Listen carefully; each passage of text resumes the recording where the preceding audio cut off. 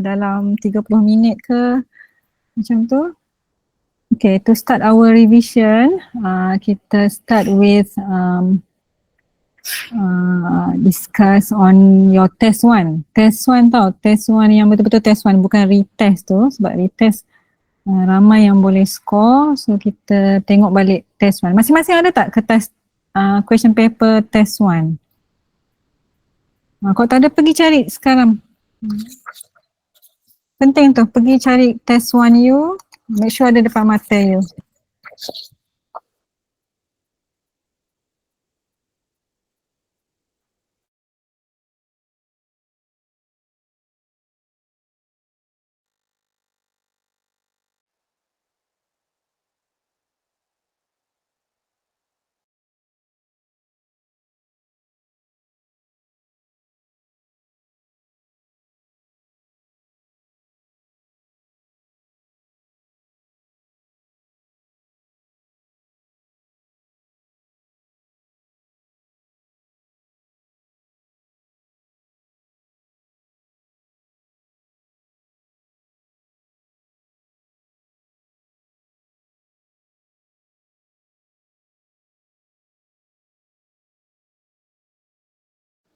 Okay, semua dah ready? Ada tak kertas soalan test 1 you yang first kali? Nak discuss apa ni? Q&A. Ada tak? Semua dah ada kertas soalan? Ada. Alright, kita go through one by one. Kita start dengan question 1. Okay, so question 1, kalau you baca kat sini, senang saja. Microbial isolation technique is an attempt to separate one type of microbe from a mixture of various microbes and to grow it outside of its natural environment. So this figure Q1.1 illustrate the overall step involved in isolation of spoilage microbe from food sample. Apa ni? Tertinggal dah. From food sample that can be done in the lab. Okay, so you need, the first question, 1 Roman is, you have to identify the A, B and C as labeled in figure Q1.1. What is A? Step apa A? Identify the step B and step C. Ini I just snap jawapan daripada randomly lah, daripada soalan kertas jawapan you. So nama anonymous tapi jawapan ni betul. I just tunjuk yang betul saja. Yang betul A ialah media preparation and sample homogenization. Yang ni kan nampak tak? Pakai glove, pegang macam conical flask and then you pour media. So this step represent media preparation and sample homogenization. Gambar sample homogenization tak ada. Tapi samalah ni lab 1 ke I rasa. Lab 1 Okay, and then serial dilution. B is serial dilution. Nampak kan? Daripada the stock sample, you dilute or transfer the sample to a series of test tubes. And then what is C? C ni nampak tak? Colony counter. Tekan tu pakai pen. So this is colony count and selection. Okay? So you akan dapat 3 markah. Each question, each label represent 1 mark. Okay, next question. By referring to step B. Step B tadi apa yang you dah identify? Serial dilution. By referring to step B, which is serial dilution, name one specific diluent that could be used. Apa diluent? Ingat tak you guna apa untuk dilute you punya cili, benggala tu kan? So dia jawab peptone water. Tapi dia salah agent ni, tertinggal E. Okay, peptone dia ada E belakang dia. Peptone water. To be specific 0.1%. Betul lah ni. So this one represent 0.5 marks. Okay. Next question, after performing step C, what is step C? Step C, colony counting. Okay. After colony counting, the total number of colonies were 468. So solve how should you report this result and justify your answer. So ada dua arahan kat sini. Dia nak tahu macam mana how you report based on this number of colonies, how you report this result and why, justify your answer. So one of your friends ni dapat markah betul, the total number of colonies is bigger than 300, which is 468 ni bigger than 300. So it is denoted as TMTC ataupun too many to count. Okay, kalau yang retest tu I rasa koloni dia 5 je kan. So that one represent TFTC, too few to count. Okay. Okay, next B. Okay. Microbial culture media can be categorized according to their function. Okay, and then identify two of its types. Dua jenis media ni, microbial culture media, dua jenis, and highlight their differences regarding the function.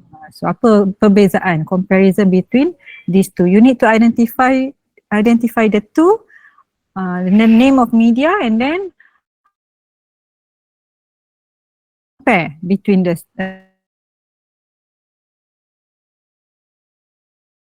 student ni jawab which media. The function is to cultivate specific microbe. Okay, example and which example tak perlu sebenarnya. Tapi bagus ni jawapannya ni, sangat detail. And then the second one is selective media. Actually ada 3 media kan, kalau you refer to my slide, there are 3 types of culture media. Okay, enriched media, selective media, and then apa lagi satu? I pun tak ingat, D. Okay, so selective media inhibit the undesirable microbe and support the desirable microbe to grow. Example, McConkey. Okay, kan dapat full mark lah. Okay, this one, serial dilution. So dia dah bagi tahu during the experiment in isolating the microbial spoilage from a spoiled bread. Dia kata dia prepare a homogeneous sample with a concentration of 13 gram per mil. 13 gram per mil. Kat sini stock solution of sample is 13 gram per mil. And then you carried out the serial dilution by transferring the from the stock 1.6 mil into tube 1. Tube 1 ni I rasa I tertinggal kat soalan ni, tapi I cakap during the exam it is 9 mil kan. 1.6 to 9 mil. Peptone water lah ataupun diluent in the tube. So calculate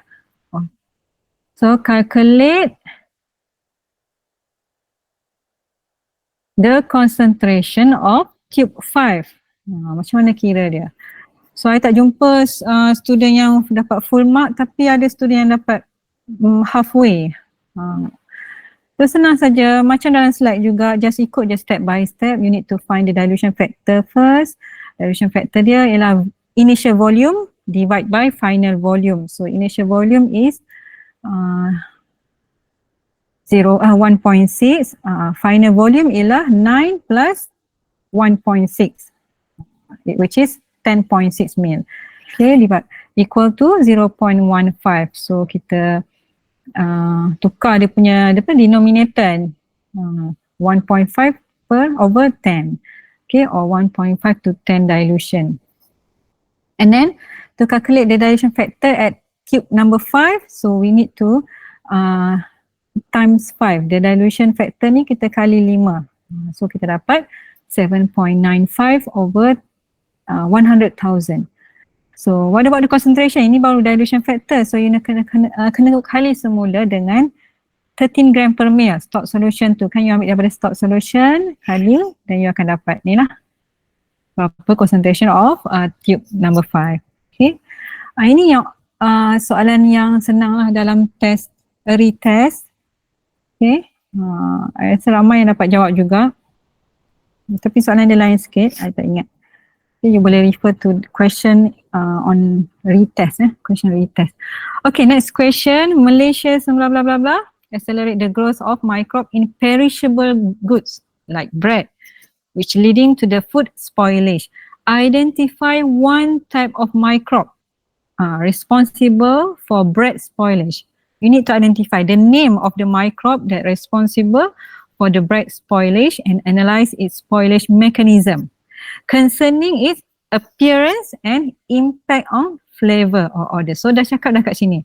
First you need to identify, bagi tahu nama apa nama microbe tu, and then how, mechanism, how it spoil the bread in terms of appearance and flavor or odor. Ni pun ada dalam slide. Direct sangat question dia sebenarnya. I rasa student tak dapat jawab sama ada dia tak study, tak hafal lah sebab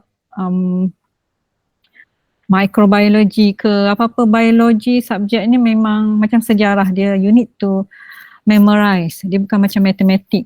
So you tak baca, you tak memorize, you tak boleh jawab satu, ataupun keduanya you tak faham soalan, itu je. Soalan memang macam ni lah orang kata standard untuk final exam. Okay, dia bukan macam soalan sekolah rendah direct, tak ada, dia kena ada ayat-ayat macam ni. Okay, but macam nak buat you keliru je. Okay, so ada student boleh jawab full 2.5 kan, 2.5 marks. Okay, one of the type of microorganism that usually present to spoilage the bread is fungi in mold. Category with is tak kisahlah macam mana ayat dia pun, tapi the microbe that the student identify is known as Aspergillus species here. Okay, dapat dah 0.5. And then how the mechanism of spoilage in terms of appearance, start by present blue-green mold, produce hyphae, grow on the bread surface. Ini dapat dah satu markah full kat sini. Kena ada green mold, they produce hyphae on the bread surface. And then second point ialah the volatile compound daripada mold tu yang menyebabkan produce of the flavor ataupun odor. So dapat full mark. Ni I rasa dia hafal lah ni. Cuma dia tak specifically, ayat dia tak sama betul-betul dalam slide, tapi dia ingat. Okay, so memang kena memorize. Okay, next question. So pasal bread ni store-bought bread is considered as perishable items. Suggest one specific measure of proper storage that you can implement to minimize the risk of both foodborne illness and food spoilage. So ini macam open lah. Tapi kalau you walaupun soalan dia open, tak ada dalam slide, tapi you need to suggest bagi jawapan yang munasabah, yang logik. I ingat ada orang student bagi jawapan, dia suruh freeze-kan bread tu. Dan dia kata rasa dia lagi sedap, gitu. Siapa ingat dia jawab macam mana, dia tahulah. Tapi I tak boleh consider that as one of the possible answer, potential answer. Tak boleh lain, sebab dia cakap kita nak maintain bread as a perishable item. So macam mana you nak minimize the spoilage of this perishable item bread ni, dengan nak maintain dengan rasa dia as bread lah. Bila you freeze, dia dah tak macam original bread dah, dia dah kira macam biskut, roti macam tu, dah lain dah, texture dah lain. Okay, so the best way is to kedap udara. Dia maksudnya nak avoid any humidity enter the into the container ataupun dia punya packaging lah, bread packaging tu. Sebab tu kita kena letak dalam bekas yang kedap udara, dry, kedap udara. Bagus lah, student ni bagus, dia letak clear, I boleh faham. Okay, question number 2, settle question number 1. Senang je sebenarnya, soalan very simple, tapi ramai sangat tak boleh jawab untuk test 1 tu, tak tahulah kenapa.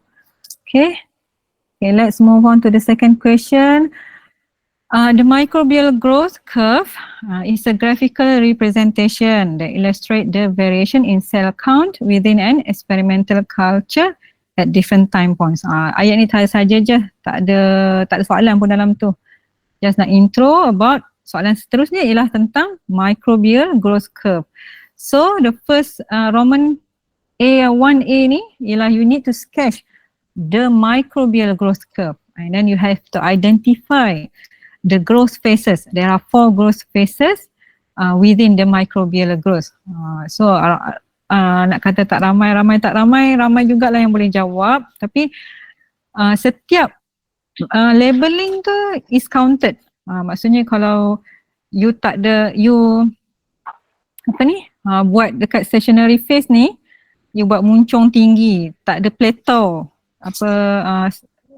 plateau yang macam constant yang straight tu, tak ada, I tak kira, I kira salah. Stationary dia sepatutnya plateau kat sini, macam ni lah, dia tak ada naik tinggi macam tu. And then lag phase mesti pun rata juga, rata, dia tak boleh tinggi, steep, tak boleh. Log phase yes. So you jangan main lukis, draw je suka hati, betul-betul draw dia, lag macam ni, log increasing macam ni, stationary macam ni, death tak perlu sampai bawah, 0 pun tak apa, dia memang turun je dia dah death. Okay, lepas tu kena ada pula label, part CX apa, part CY apa, tak boleh kosong. So each label ni counted as mark lah. You miss one label, I akan potong markah. Macam tu. Okay, next question. Microbial growth is typically categorized into 3 different temperature zone. So you need to identify the category. What are the 3 different temperature zone ni dan apa kategori dia? Apa kategori dia and classify the temperature dia. Okay, so temperature ni lah psychotrophic, mesophile and ni salah aja ni, thermophile mesophile. R ke ni? ILES, okay. So psychotrophic ni paling sejuk, I rasa between something to something ni, bukan below 20 je. I rasa between, I tak ingat berapa, between ada range dia lah. Okay, mesophile pun ada range dia, thermophile pun ada range dia. Okay, you need to identify. Okay, next question, explain the mechanism of higher temperature affecting the microbial growth. So ada 3 markah kat sini. First kali bila how higher temperature affect the growth, microbial growth. So jawapan yang paling dekat ialah yang ini. Tu dia ni. Temperature increase, the metabolic activity also increase. Maksudnya bila suam-suam kan, bila semakin tinggi temperature, metabolic activities, kita akan jadi semakin aktif. Maksudnya microbe akan jadi aktif. And it means that every 10 degree increases will cause microbial growth double. Ini yang I nak. Tapi banyak student jawab bila increase temperature bakteria mati. Tak, kita nak cakap pasal growth mechanism high temperature affecting the microbial growth. Maksudnya increase temperature tu, bukan highest temperature. I tak cakap kat sini temperature apa. Lepas tu dia mention kat sini every 10 degree C increase will cause microbial growth double. So menjawablah ayat dia yang first ni. Ayat kedua dia menyokong ayat yang first. Okay. B. Okay, this is kinetic growth of microbe to predict the shelf life of fresh strawberries stored at 5 degree refrigerator. Okay, and then examine 2 growth phases depicted in figure Q2.1 and evaluate the duration of the initial growth phase. So I tak mention pasal lag phase kat sini sebab kalau I tulis lag phase, I bagi jawapan untuk soalan yang atas tu. Kat sini. So I cakap initial growth phase. So initial growth phase yang pertama lah. Sebab you need identify, ada 2 saja growth phase kat sini. Satu lag, satu log. Tak ada pun stationary, tak ada pun death phase. Okay, so you dah identify the 2 growth phases, lag and log. You need to identify the initial growth phases tu berapa lama, how long. So it's around 4 to 5 macam tu. You jawab 5 boleh, jawab 4, 4.5 pun boleh, I terima. Okay. Next question, temperature and relative humidity are interrelated. Ni tentang relative humidity lah, temperature and humidity. Okay, so elaborate the definition of relative humidity in food storage environment. Senang sangat ni. Relative humidity ni maksudnya dia extrinsic factor kan, dia bukan intrinsic. So is the moisture content in the environment, the surrounding air. Senang je. And then next question.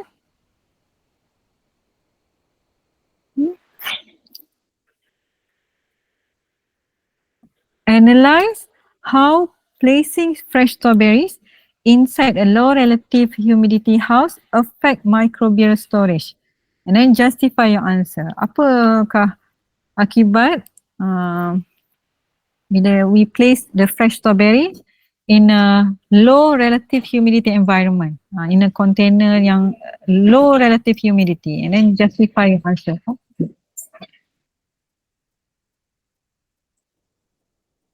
Okay, so ini student yang jawab ni okay. When fresh strawberries was inside a low relative humidity house, the growth of the microbial is low and slowly, because when the relative humidity is lower, the water activity also lower. Sebab tu microbe pun cannot grow. Okay, the temperature also low, which is low temperature also low, and temperature also low. Tak sure. Okay. Tapi relative humidity, first you kena mention tentang water activity. Effect water activity, then the microbe cannot grow. Okay.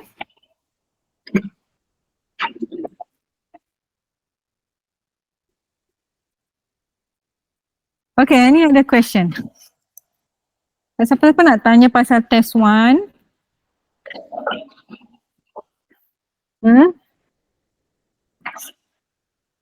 Sebab tak ada seorang pun nak collect pun test 1 ni, tak payahlah nak collect dah lambat dah pun. Setakat ni masih okey lagi, madam. Okay. So siapa yang jawab tu? Oh, Zafrul. Apa ni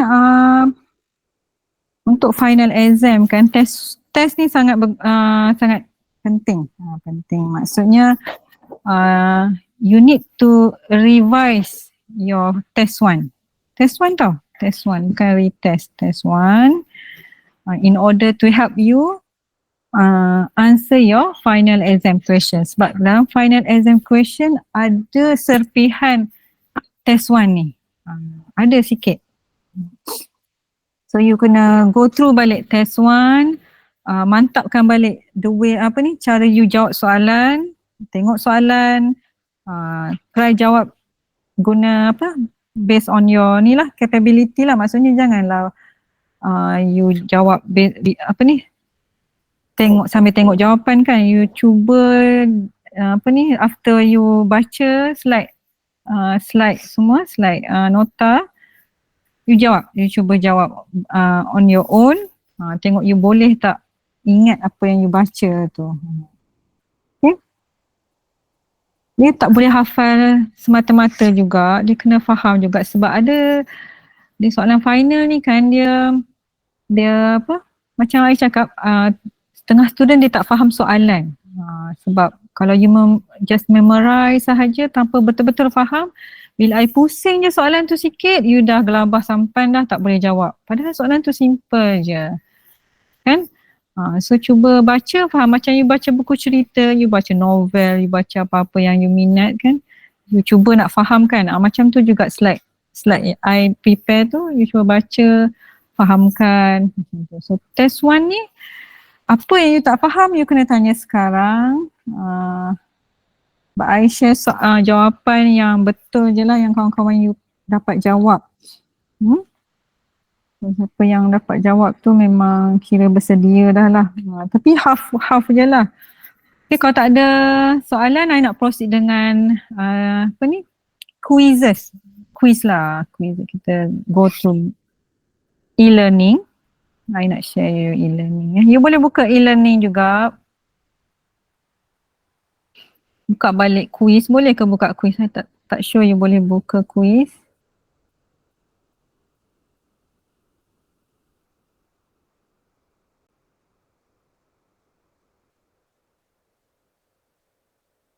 Okay, quizzes. Quiz ni quiz 3 ya. Quiz 3.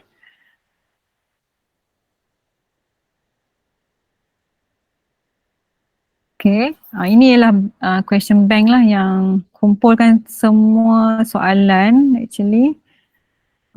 So kita go one by one. Okay, define food microbe ni tak mungkin I akan keluarkan soalan berbentuk macam ni. Ini very basic ni.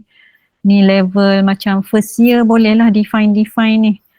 Okay, selalu second year ke atas kita dah mula start introduce student dengan soalan-soalan yang macam mechanism, analysis, comparison, macam tu level dia. Macam ni lah, describe the mechanism of bread spoilage by mole. Kan ada soalan ni dalam test 1 tadi kan? Which is dalam test 1 tadi you need to identify one of the microbe that cause the bread spoilage and then describe the mechanism how this microbe spoil the bread in terms of its appearance and apa tadi order, produce order ataupun apa tadi. Okay, so soalan ni dah keluar dalam test 1. So kemungkinan akan keluar dalam final balik. Okay, question 3 ni give example of food product that utilize microbe for its production and explain how microorganism can help in the preservation of certain food. Okay, yang ni tak keluar. Okay, bread is recognized as a perishable. What does perishable means? Okay, yang ini keluar dalam final. Perkataan perishable ni very important. Dalam test 1 ada cerita pasal bread and perishable. Dalam final ada extra lagi soalan tentang bread and perishable. Okay, so you semak balik nota I apa yang related to perishable. Macam mana nak maintain perishable item food ni, macam mana nak elak spoilage, foodborne, lebih kurang macam ni lah. Next question, list two specific composition of in McConkey agar and distinguish it from nutrient agar. Soalan ni tak ada keluar dalam test 1 kan? Nampak tak kecil kalau you boleh buka quizzes, boleh. Tak sure you boleh buka ke tak, tapi I punya boleh buka lah. Okay, so question ni listkan dua specific composition dalam McConkey agar yang berbeza daripada nutrient agar. Okay, nutrient agar ada apa, tapi dalam McConkey agar ada apa? Kena specify the specific composition. Dua sahaja, apa dia? Kalau you buka balik slide, you akan jumpa. Salah satunya ada apa? Biosalt. Ada dua. You need to identify dua. Dan bacalah slide yang pasal McConkey, composition of McConkey agar ni. Jangan jawab soalan ni saja. Dia quizzes ni dia macam bagi hint you. Soalan apa yang akan keluar. Bukan maksudnya apa komponen yang akan keluar. Tapi you tak boleh rely specifically, you tak boleh anggap yang exact question macam ni akan keluar. Soalan final I tak buat soalan macam gini, simple sangat. I akan buat soalan macam test 1 tu, dia ada ayat intro sikit, bunga-bunga ayat, macam tu lah buat you macam penat-penat baca kan. Mana soalan tak jumpa, last baru jumpa soalan. Macam ni dia direct race. Ini soalan yang level rendah lah, tapi ni very specific, maksudnya direct saja. Tak. Soalan final kita tak direct sangat macam ni lah. Okay. Tapi dia bagi hint. Dalam quiz dah ada hint. Specify the two composition of McConkey agar. Yang membezakan dia dengan nutrient agar. Apa dia? So, baca lagi dalam slide apa lagi tentang McConkey agar ni. Komponen dalam McConkey agar ni. Okay. Okay, ni ada. Ni tak dalam test tapi akan ada dalam final. Okay. Catalyst test pun tak ada dalam test 1 kan? So kemungkinan dia akan ada dalam final exam. The catalyst test ni. The catalyst test is a biochemical test used in microbiology to determine the presence of enzyme catalyst in microorganism. Enzyme catalyst ni lah yang apa? Kalau di the lab, you akan nampak apa? Bubble. Apa reaction dia? Itu catalase test. So you kena study about catalase test. Ada dalam slide ni. Coagulase test. Satu lagi coagulase test. Yang ini pun tak ada dalam test 1, tapi kemungkinan besar dalam final. Pun kena baca. Apa dia coagulase test ni? Okay, microbial culture can be categorized according to their function. Identify 2 of its type. Apakah jenis? 2 jenis microbial culture media and highlight the differences. Ini ada dalam test 1. Exactly kan? Ini dalam test 1 soalan ni. T2 ni dalam test 1. So maybe akan keluar dalam final, maybe tidak, kita tak tahu. You tengoklah nanti, hari Khamis nanti. So yang ni kalau you dah buat exercise ni, you dah tak payah nak study dah about the microbial culture media. Next question, masih lagi dalam quiz. Elaborate the definition of relative humidity in food storage environment. Yang ini pun dah keluar dalam test 1. Tapi tak semestinya takkan keluar dalam final exam. Maybe akan keluar, maybe tak. Okay, next question. Malaysia's warm and humid climate can accelerate the growth. Ini perishable item lah, goods like bread lah. Ni pun dah keluar dalam test 1 kan. So you need to identify 1 type of microbe responsible for bread spoilage and analyze its spoilage mechanism concerning its appearance and impact on flavor and odors. Ni yang soalan dalam test 1. Dah keluar dalam test 1. I dah cakap sebelum test 1 hari tu kan, study quiz 3 ni. Kalau you betul-betul buat quiz 3 ni, you boleh score test 1 you. Even final pun you boleh score. Tapi tak dengar cakap, tak study lah kot. Okay, so yang ni dah keluar. T5 ni dah keluar dalam test 1. Kemungkinan besar boleh keluar lagi dalam final exam. Next question, T6 ialah name the 5 major types of microorganism. Ini adalah satu slide tu yang ada banyak lah berapa jenis microbe tu kan. Start dengan bakteria, fungi, ada apa lagi? Virus, lagi 2 apa? Tak ingat. Okay. So ini tak keluar dalam test 1, maybe keluar dalam final. Wallahualam, tak tahulah. Kita tengok. Next question, T7, compare the properties of between yeast and bacteria. So you dah identify there are 5 major type of microbe. Antara duanya ialah yeast dan bacteria kan. So now compare the properties between these two, yeast dengan bacteria. Apa beza ni? Yang mana unicellular, multicellular, macam mana dia orang propagate kan? Propagate binary fission, siapa? Budding, cell budding. Okay, tapi tak sure compare berapa properties. Kalau 2 je, bolehlah jawab. Kalau dia nak sampai 4 ke, you kena hafal lah yang dalam table tu. Okay. T9, identify 1 type of microbe found in bread that could lead to foodborne illness upon consumption. Soalan ni pun dah keluar dalam test 1 lah tadi. Sama je. Okay, next question. There are 3 factors influence the water activity in foods. Identify the 3 factors. Ini dalam slide apa dia yang 3 factors tu. Water activity. Okay. Ini tak keluar dalam test tau. So soalan ni tak keluar lagi dalam test. Next question, choose the correct answer. Apa dia? Ni blank. Primarily contribute to the bread rise by creating carbon dioxide. Whereas apa dia? Tag blank, influence the bread texture and flavor via fermentation in baking process. Okay, soalan ni takkan keluar dalam final lah sebab sebenarnya adopted from group A4 ni. Kita ada buat forum dulu kalau ingat. Soalan daripada jawapan daripada forum tu adalah I buat soalan yang daripada group A4. Ini. So soalan ni sebenarnya takkan keluar untuk final lah. Just to make sure you baca tak jawapan kawan-kawan you yang dalam forum masa kita buat first class dulu tu. Okay, next question. As the concentration of hydrogen peroxide decreases and pH increases, the redox potential apa? Ini pasal redox redox potential. Kan ada parameter that influence the microbial growth in food. Kan ada salah satunya ialah yang dalam intrinsic factors is redox potential. So you kena tadi pasal redox potential. Okay. Ini apa ni? In the blank, bacteria is apa?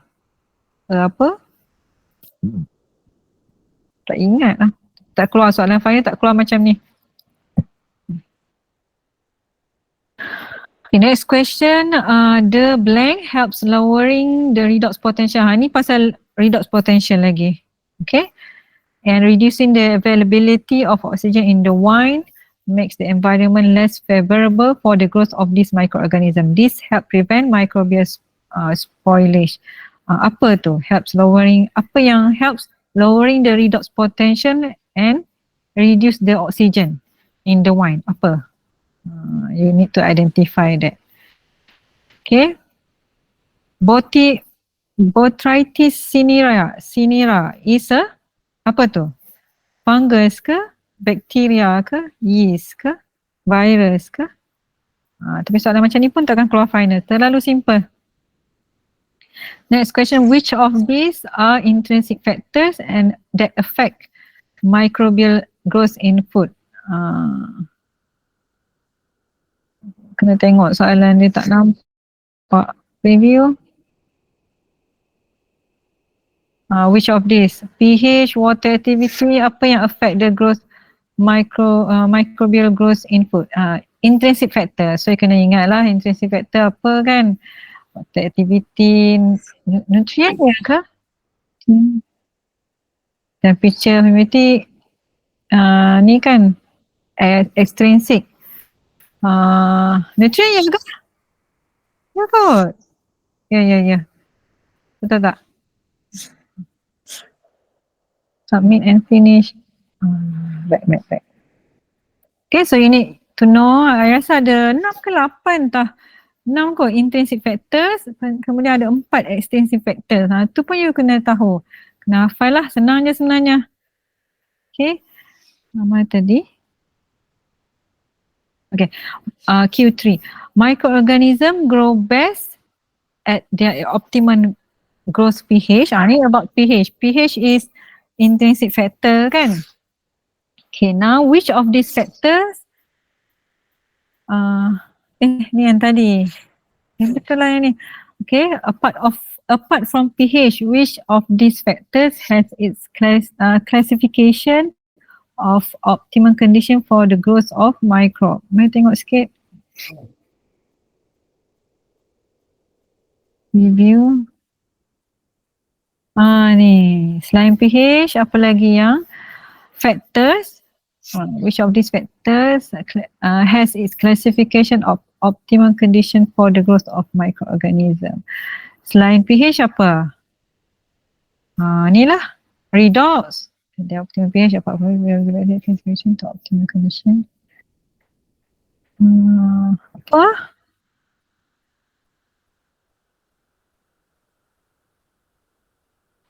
Tak ingat lah apa jawapan dia.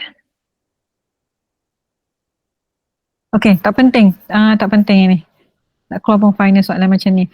Tak ada soalan-soalan macam ni. Final kita macam I sebut tadi memula, kita apa? Introduce second year students. Selalunya we introduce you dengan soalan-soalan yang macam mechanism, analysis, comparison, macam tu. Kemudian kena ada justification, support, suggest. Itu dah ada sikit-sikit kalau you nampak. Kalau analyze tu banyak sangat. Macam dominant question mesti akan analyze, compare, macam tu. Suggest, justify apa-apa tu ada sikit portion dia macam 10%, 20%. Okay, overall macam tu. Okay, bila naik third year, fourth year, kita akan banyakkan soalan-soalan yang akan you kena suggest, propose, macam tu, develop, construct, banyak guna apa andaian. Okay. Next question, what is the difference between pH and redox potential? Ni lagi sekali pasal redox lah. Tadi redox, ni redox. Okay, apa ni? Identify the major types of microbe. Ini dah tadi ada 5 kan? 5 ke 6 ke? Ada 6 kat sini. Okay. Ini dah keluar dah test. You need to identify step A, B and C. Dah keluar dalam test 1. Bread is recognized as perishable food. What does perishable means? Ni pun ada tadi kat soalan yang atas tadi. Ni. Tapi ni mekanism ni gambar ni. Okay. Sama je pusing-pusing.